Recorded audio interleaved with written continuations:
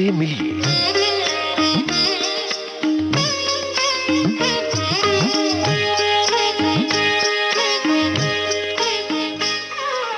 दोस्तों, इनसे मिलिए कार्यक्रम में आइए आज सुनते हैं निर्माता निर्देशक सुधीर शर्मा से अमरकांत दुबे की बातचीत का दूसरा और अंतिम भाग।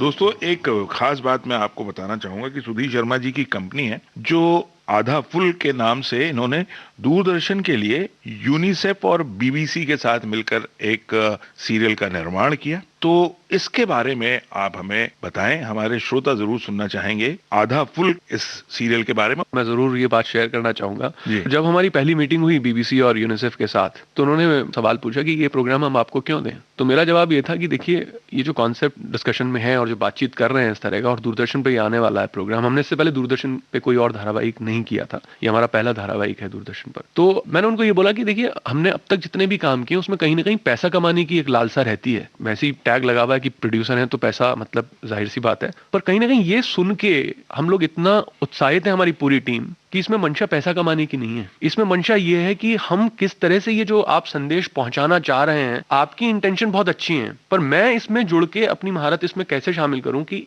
ये जो आपकी इंटेंशन है इसको मैं और लार्जर लेवल पे ले जाऊं। क्योंकि क्या होता है कि कई बार अगर हम बहुत आदर्शवादी बातें कहना चाहते हैं लोगों को, और उसको अगर हम सही तरह से नहीं कहें तो वो लोगों तक नहीं पहुंच सकती। अंग्रेजी की लाइन है, एंटरटेनमेंट मीट्स रेलेवेंस। किस तरह से हम मनोरंजन को रेलेवेंट बना सकते, ये बहुत बड़ी अपने आप में एक कला है। तो मुझे लगा कि कहीं ना कहीं हम लोग ये बहुत अच्छे से कर सकते हैं, और हमारे हाथ पांव सब खुजला रहे थे कि किसी तरह ये प्रोग्राम हमें मिल जाए और हम कर दिखाएं यूनिसेफ और बीबीसी को। हम भी बड़े जोश में थे। सो फाइनली हमें ये काम मिला, ये जिम्मेदारी हमें दी गई। ये कंसेप्ट 2-3 लाइन में अगर आप बता सकें तो। कॉन्सेप्ट जो मकसद था यूनिसेफ और बीबीसी का, कि हम बहुत सारे प्रोग्राम भारत सरकार चला रही है, बहुत सारे प्रोग्राम हैं जो देश के भले के लिए चलाए जा रहे हैं, लेकिन जो सबसे बड़ी समस्या है, जब तक लोगों का व्यावहारिक सोच नहीं बदलेगी, वो देखने का नजरिया चीजों को नहीं बदलेगा, जिसको हम बोलते हैं बिहेवियरल चेंज, जो सदियों से, दशकों से मानसिकता जो बैठी हुई है, अगर हम वो नहीं चेंज करेंगे,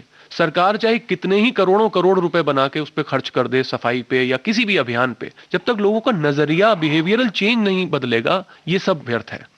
तो यूनिसेफ ने कहा कि हम ये चीज अचीव करना चाहते हैं, लोगों की मानसिकता को हम बदलना चाहते हैं, एक इस तरह का मनोरंजक, ये अंडरलाइन है, मनोरंजक प्रोग्राम बनाना चाहते हैं।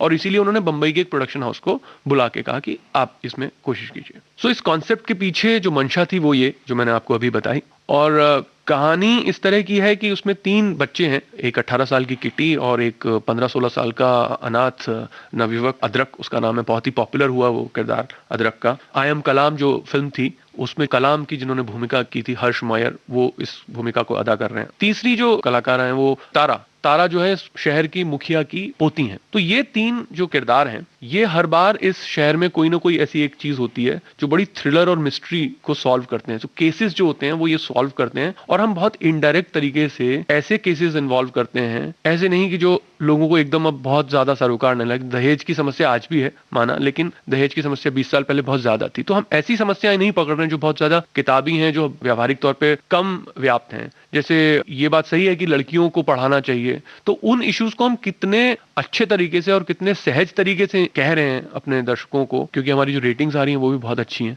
सो बेसिकली कॉन्सेप्ट ये है कि ये 3 किरदार किस तरह से गांव में होने वाली या शहर में होने वाली इन प्रॉब्लम्स को सॉल्व करते हैं हर एक कहानी में। प्रोड्यूसर होने के नाते सुधीर शर्मा की भूमिका खास तौर पर आधा फुल के मामले में किस तरह की रही और किस तरह से उसमें कामयाबी मिली? प्रोड्यूसर की भूमिका सिर्फ पैसा लगाना नहीं होता। अगर मैं इस केस की बात करूं बिटवीन यूनिसेफ, बीबीसी एंड हम, तो इस केस में यूनिसेफ प्रोड्यूसर है, क्योंकि पैसा वो लगा रहे हैं और हम बना रहे हैं, सिर्फ बना रहे हैं। तो हमारी भूमिका ये थी कि हमें दिशा निर्देश ये दिए गए कि हमें ये चीजें, ये बिहेवियरल चेंज लाने हैं सोसाइटी में अपने इस प्रोग्राम के जरिए। अब उसको कैसे करना है और कैसे लाना है, वो स्क्रिप्ट कैसी होगी, वो किरदार कैसे होंगे, वो अभिनेता कौन होंगे, इन सारी चीजों को एक सिंक में लेकर आना, एक क्रम में जोड़ना, जिससे कि ये फाइनल प्रोडक्ट जब बने तो वो उसका कोई मतलब निकल के आए। और जो हम दिशा निर्देश यूनिसेफ और बीबीसी से लेके चले थे, क्या वो ये सब मिलने के बाद एक उसकी संगत बैठ रही कि नहीं बैठ रही।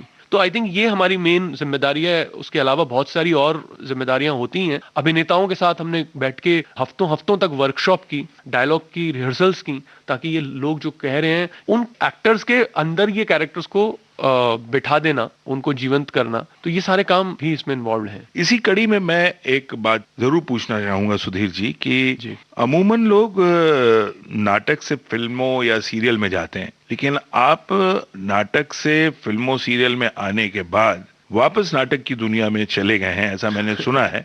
जी। और अब आपकी जो कंपनी है वो कुछ नाटक वगैरह बनाना शुरू कर रही है या शुरू किया है, तो ये अचानक से आपको क्या सूझा है? पहली बात तो ये कि मैं धारावाहिक या फिल्मों और सीरियलों से उठ के मैं नाटकों की तरफ नहीं गया हूँ। मेरा पहला जो इंटरेक्शन था वो नाटकों से एनएसडी और इब्राहिम अलकाजी साहब के साथ रहा, और वहां से फिर मैं धारावाहिक की ओर आया। तो मूलतः मैं हूँ रंगमंच का प्राणी।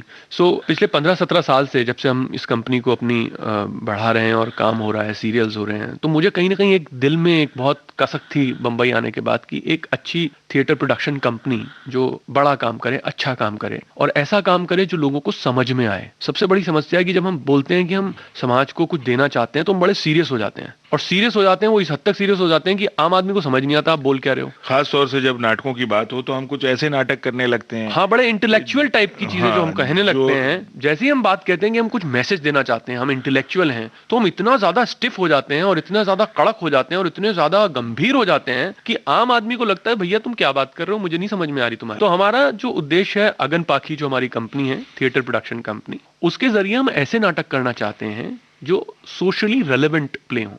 बार बार मेरा वही एक दिमाग में लाइन रहती है हमेशा, जो भी हम काम करते हैं, एंटरटेनमेंट मीट्स रेलेवेंस, और आज की दुनिया से कैसे जुड़ सकती है और उन बातों को मनोरंजक तरीके से जोड़ा जाए। बिल्कुल, बस सीधी सी बात है। बिल्कुल, और आसान भाषा में, आसान तरीके से।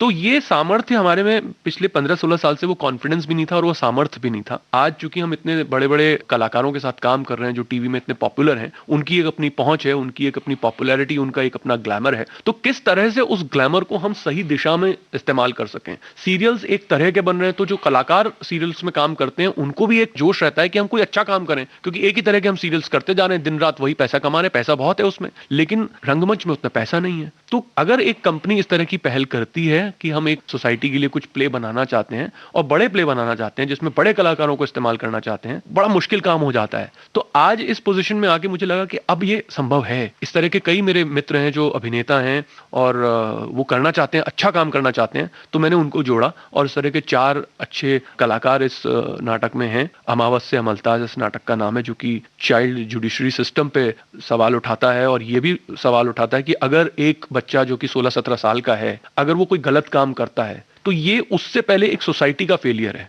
दोस्तों, मैं यहाँ पे आपको थोड़ा सा बता दूं कि सुधीर जी बात कर रहे हैं बच्चों से जुड़ी न्यायिक प्रक्रिया की बात, जुवेनाइल की बात। वो बच्चे जो 18 साल से कम उम्र के होते हैं और कोई जुर्म में पकड़े जाते हैं या जुर्म करते हुए पकड़े जाते हैं, तो उनको सीधे जेल नहीं होती है, उनको एक सुधार गृह में भेजा जाता है। एक बाल न्यायिक प्रक्रिया, एक अलग पूरी व्यवस्था है जिसके बारे में सुधीर शर्मा बात कर रहे हैं। धन्यवाद अमरकांत जी ये बताने के लिए। तो अब मेरे ख्याल से श्रोता समझ ही गए होंगे मैं क्या कहना चाह रहा हूँ। तो वो एक बहुत बड़ी समस्या है हमारे देश में कि कोई पकड़ा गया 16 साल का बच्चा, वो इतना परिपक्व नहीं है, 12 साल 14 साल की उम्र इतनी परिपक्व नहीं है। अगर उसने कुछ गड़बड़ की है तो ये एज अ सोसाइटी, समाज के तरह से हमारा बहुत बड़ा फेलियर है, उसका बाद में है। बिल्कुल सही बात है एकदम। अब ये बात हम किस तरह से छोटे शहर में कम पढ़े लिखे लोगों को समझा सकते हैं, हम किस तरह से एक IAS ऑफिसर को भी समझा सकते हैं, और किस तरह से हम हमारे समाज में जो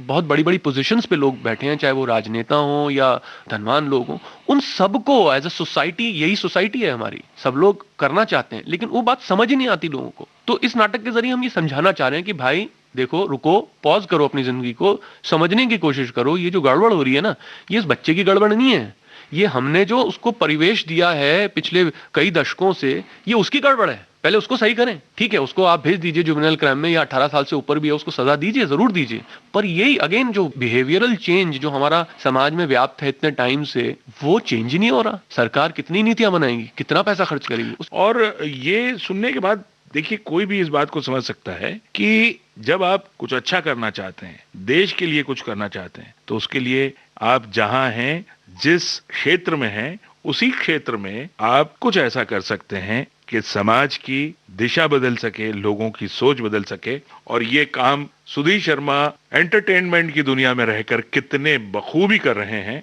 इस बात को आप अब तक इनकी बातों से समझ ही चुके होंगे। तो सुधीर जी, चूंकि आपने बातचीत के दौरान कई बार अपनी पत्नी सीमा का भी जिक्र किया जी, तो थोड़ा सीमा जी के बारे में भी थोड़ा सा यहाँ आप हमारे श्रोताओं को बताएं कि उनकी क्या क्या भूमिका रहती है। हमारे घर का वातावरण किसी भी और एक घर की जैसे ही है, सिर्फ फर्क शायद मुझे ऐसा लगता है जो मैं अपने कई दोस्तों को देखता हूँ। हमारी शादी को अब करीब 16 साल हो गए।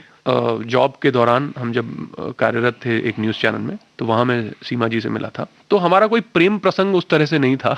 ये बड़ी अजीब सी बात है, लेकिन हम बहुत अच्छे दोस्त थे और दोस्त सही मायनों में दोस्त थे। तो वही चीज़ है जो आज तक चल रही है। अभी जो कुछ भी आपने किया है इतनी कम उम्र में, बहुत सराहनीय काम रहा है आपका। आगे क्या आप सोचते हैं और उड़ान अभी कितनी और बाकी है? दो चीजें हैं जो अगले 3 साल में मैंने अपने लिए एक ध्येय निर्धारित किया है। कितना होगा कितना नहीं होगा तो वक्त बताएगा, और अच्छे लोगों का साथ रहा तो शायद होगा भी। एक तो ये कि अगन पाखी जो हमने ये थिएटर प्रोडक्शन कंपनी शुरू की है, इसको हम मैंने लंदन में रॉयल थिएटर देखा था और पेरिस में मैंने कई रंगमंच देखे और विदेशों में मैंने कई नाटक देखे। तब से मेरे दिमाग में ये कि हिंदुस्तान में इस लेवल का रंगमंच क्यों नहीं हो सकता। तो मेरा एक तो ये एम ये है कि किसी तरह हम ये थिएटर प्रोडक्शन कंपनी को इतना फैलाएं, उतना बड़ा बनाएं कि ब्रॉडवे लेवल के नाटक हिंदुस्तान में होने लगे। दूसरा, हमारा जो व्यवसाय की दृष्टि से जो हमारा नेक्स्ट पड़ाव है फिल्मों की ओर, अगर सब कुछ अच्छे से रहा तो शायद मार्च तक हम अपनी एक नई हिंदी फीचर फिल्म लॉन्च करने वाले हैं। उसमें भी अगेन हमारा मूल मंत्र वही है। उस फिल्म का जो सब्जेक्ट है, जिसकी स्क्रिप्ट अभी अभी हमने खत्म की है, अगेन हम बहुत ही मनोरंजक तरीके से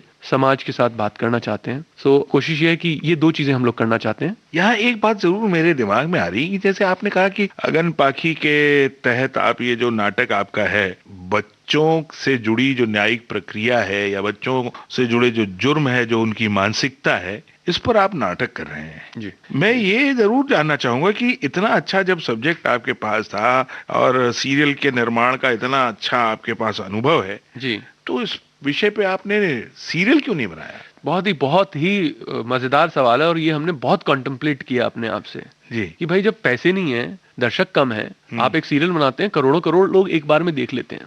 लेकिन देखिए अमरकांत जी, विधा का फर्क है। रंगमंच में जो चीजें हम जिस तरह से कह सकते हैं 1 घंटे के नाटक में, मुझे लगता है वो बड़ा मुश्किल होता है कई बार वो अभिव्यक्ति उस तरह से करना धारावाहिक में। कई बार वो अभिव्यक्ति आप फिल्म में भी नहीं कर पाते हैं जो आप रंगमंच में कर पाते हैं। तो ये तीनों विधाएं हैं अलग अलग। कहीं ना कहीं पेंटर को लगता है कि मैं पेंटिंग से अभिव्यक्ति कर दूं, कवि को लगता है कि मैं कविता से कर दूं। तो मुझे लगता है कि चूंकि मैं कहीं ना कहीं ये तीनों इंटर रिलेटेड विधाएं हैं, रंगमंच और फिल्म और सिनेमा, जो उन्मुक्ता और फ्रीडम आपको अपने नाटकों में मिलती है अभिव्यक्ति की, वहां कोई रोक टोक नहीं होती। तो वो बहुत सुंदर चीज है और उसका अपना एक नशा है निर्माता और कलाकार के तौर पे भी। सुधीर जी, बहुत अच्छा लगा। बहुत सी ऐसी बातें आज हमारे श्रोताओं तक पहुंची हैं जिनसे श्रोता समझ गए होंगे कि एक निर्माता क्या होता है, एक निर्देशक क्या होता है और एक सीरियल का निर्माता किस तरह से समाज के लिए कुछ कर सकता है, ये भी वो समझ गए होंगे। बहरहाल, अपने व्यस्त समय में से आपने इतना समय निकाला विविध भारती के श्रोताओं के लिए, इसके लिए मैं आपका बहुत बहुत शुक्रगुजार हूँ। बहुत बहुत धन्यवाद। धन्यवाद आप लोगों का कि आपने मुझे ये मौका दिया, यहाँ ये बातें सब शेयर करने के लिए आपने आमंत्रित किया। सो बहुत बहुत धन्यवाद आपका। बहुत बहुत शुक्रिया। इनसे मिली कार्यक्रम में अभी आप सुन रहे थे निर्माता निर्देशक सुधीर शर्मा से अमरकांत दुबे की बातचीत का दूसरा और अंतिम भाग। चलने से पहले आपको बता दें, इस कार्यक्रम में तकनीकी सहयोग भावना सिंदल का, प्रस्तुति सहयोग आकांक्षा सिंह का। विविध भारती की ओर से इसे आपकी सेवा में प्रस्तुत किया हर्षवर्धन गवई ने। इनसे मिलिए।